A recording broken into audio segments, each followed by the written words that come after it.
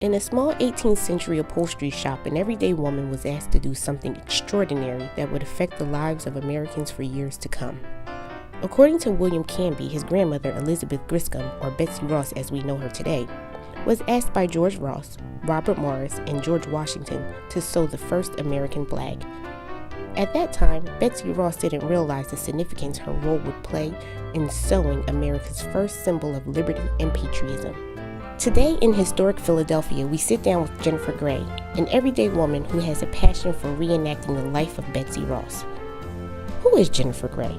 Jennifer Gray is myself, and I am a history buff. So, in fact, doing this job as Betsy Ross is wonderful for me.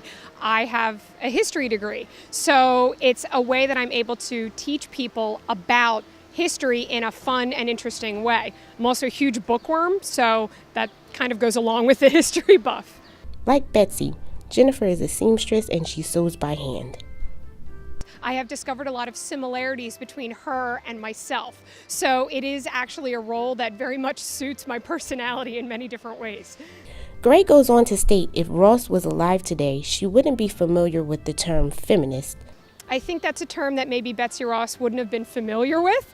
She was existing in her own time as a working person. But the thing that most people don't remember is that it wasn't so unusual being a working woman, at least in Philadelphia in the 18th century. She was one of many, and she conducted business alongside men, and in many ways did a lot better than them. Men probably couldn't have made flags.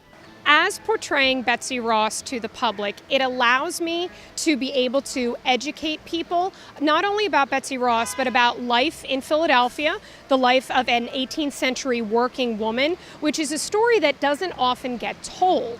It also is a way for me to be able to educate old and young alike. I'm not just teaching to students, I'm teaching to parents and grandparents, tourists from all over the world, and being able to show them that history is fun and interesting.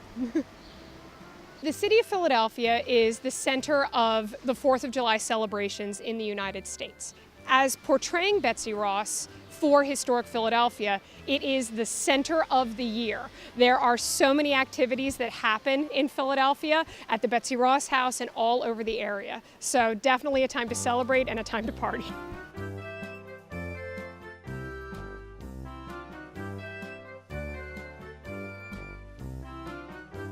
Who would have thought an everyday woman with a small upholstery shop would impact the lives of Americans with a simple stitch? For PhillyCAM Voices, I'm Alicia Hart.